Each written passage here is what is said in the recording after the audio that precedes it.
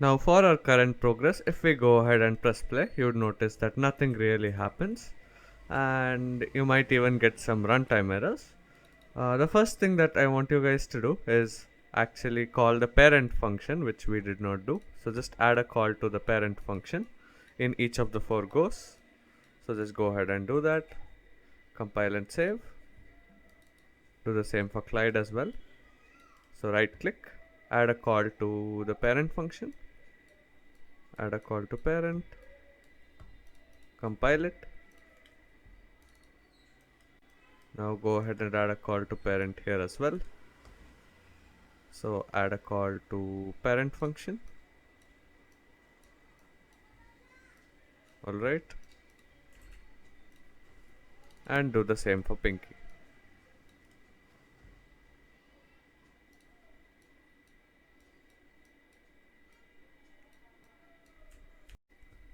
Now if I go ahead and press play, you'll notice something. You'll notice that the ghosts actually go to the corners. So they reach their corners, and after some time they just go to this box over here, and you will get a bunch of errors, I'm pretty sure. Now the reason is we did not actually set up the references inside the game mode, so that is something that we can do. So in here we are actually using Inky, Blinky, Pinky, Clyde as well as the Pacman's reference, which we haven't set up. Let's go ahead and do that. So opened up an image to reference the spawn points of each of the ghosts. So 3 of the ghosts are inside the house and 1 is right outside it. So Blinky is outside, Inky, Pinky and Clyde are inside. So let's go ahead and set that up. So we can use a player start, but what we can do is we can also use something like a target point. So we'll use a player start, so that would be ideal. So we'll be facing in this direction, and somewhere over here is going to be Blinky spawn point. So let's go ahead and grab a player start. So place it right at the center over here, and then move it a little bit further, just like this. So I guess keeping the spawn rather snapping to 50 should be better.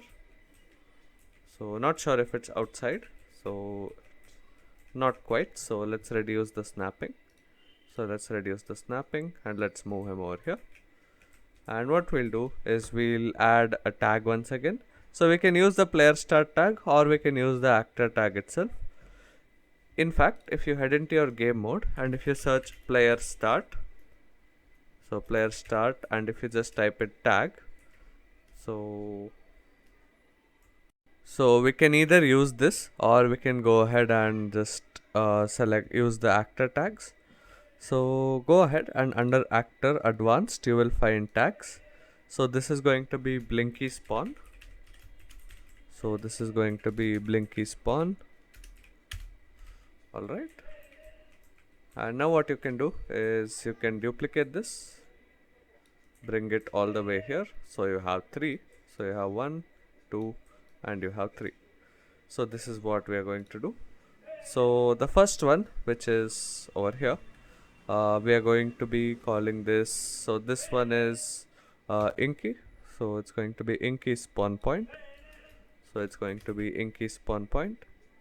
And Blinky spawn point is going to be the one outside. So this is going to be Pinky spawn point. So let's change that real quick. So this will be Pinky and this will be Clyde. Alright. So this is how we'll set up the spawning of the ghosts. So in our game mode, what we can do is at begin play, we can again use something like get references. So create a custom event or a function and you can call this one get references. And what we can do here is we can go ahead and get the references. So get all actors with tag. So there will be a single one, so not really going to be an issue. So this one is going to be Blinky spawn. And what we can do is we can store this in some sort of a variable. We can categorize them actually. So if you select the variable, if you head into the category, you can go ahead and give it your own category. you can go ahead and call this let's say goes. Alright, and you can drag this over there as well, you can drag this over there as well, and you can drag this over there as well. Alright, so that should be it. And now we can go ahead and add references to the spawn points. So we can store the object reference itself, or we can store the location. We'll store the object reference. So what we'll do is we'll promote this to a variable, and we'll call this one blinky spawn. Alright, we'll go ahead and reuse this. And we can do the exact same thing. And this one is going to be Inky. Alright, this one is going to be Clyde.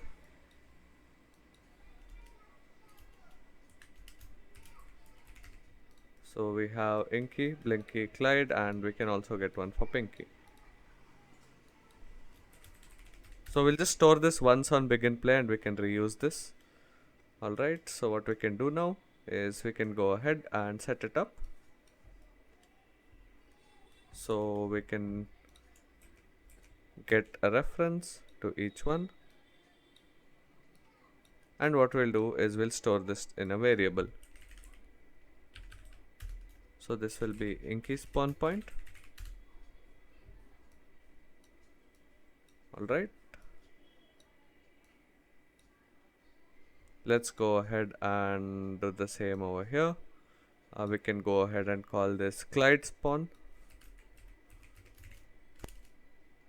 Oops, promote to variable.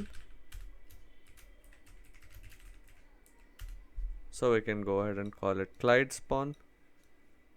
And this will be Pinky spawn. We can also go ahead and store it in an array, and we can check the tag to spawn the individual ghost. That's another way to do it.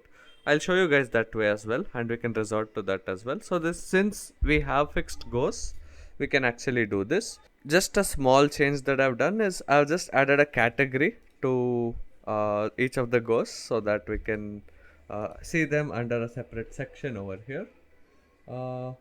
Then what we can do is we can go ahead and actually set up the spawning. So we have set up the tags, right? So we can make use of that. So what we can do is we can say custom event, and we can go ahead and get call it spawn characters. Alright, and what we'll do is on begin play itself we can go ahead and store all the player starts. So what we'll do is we'll store all the player starts, and we'll say spawn points. So spawn points, so that will be the player start. So player start, don't confuse this to the player state. So player state is something completely different, as you guys know, and this is going to be an array, of course. So what we can do now is we can go ahead and get all actors of class, and we can choose the player start class. Alright, and we can store it like this. So we can also put this in a separate function called get references. So we'll create a custom event and call this one get references. Generally better to split the logic up. Alright, so now we have the spawn points. What we can do is we can call get references so that we actually call it. So we can do this logic a bit later on. And once we do have the spawn points, so when the time comes to spawn the characters, this is what we'll do. We'll iterate through the spawn points, and what we'll do is we'll get the tag. So get tag, so we'll get tags, or we could have also used the player start tag, but we'll use tags, and we'll get a copy of the first one. You can also get a reference, doesn't really matter. So get a copy of the first one, and we are going to do a switch over here, and based on what tag it is, we'll spawn the corresponding character. There's another way you can do it, which I'll show you guys. So let's say but in this case, switch is probably better because we'll have a default case as well. So what we can do is we can also use select basically. So basically, you could have done this if we weren't using a name and if there was no default case, but in this case, which is probably better. Alright, so now what we can do is we can go ahead and change this. So this we can call this Pacman spawn. So Inky, Blinky, Pinky and Clyde. So we can say Blinky spawn, Pinky spawn, order doesn't really matter, Inky spawn and Clyde spawn. Remember, names are not case sensitive, so it's fine if you mess up the spelling. That doesn't really affect the actual functionality. Now what we'll do is we'll just call spawn actor from class, and what we can do is we can go ahead and get the transform over here, get actor transform. So that will be the transform for each of these. So in this case we'll spawn BP Pacman. Alright, and we can go ahead and duplicate this. So in case of Blinky, we'll spawn Blinky of course, and with the reference we can go ahead and set it over here,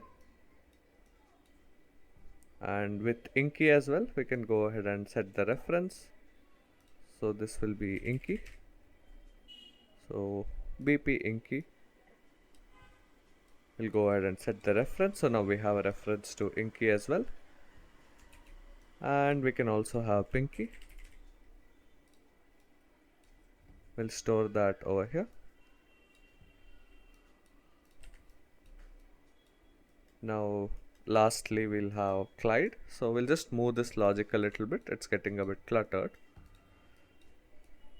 So we can use Clyde over here. So we can again duplicate this, and we can have Clyde.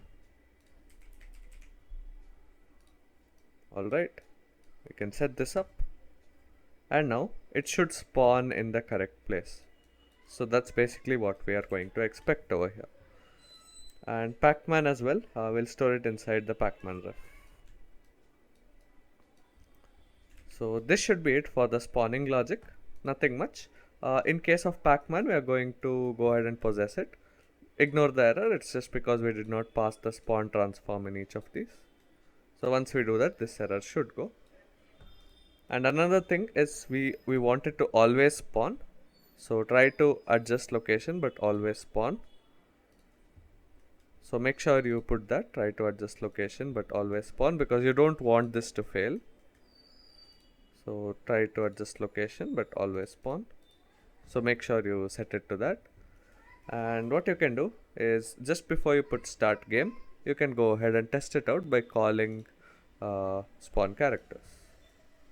So spawn characters and then start game. Alright, so let's go ahead and just take a look at how this actually works. So as you see, we have all the three characters and they seem to be working as expected.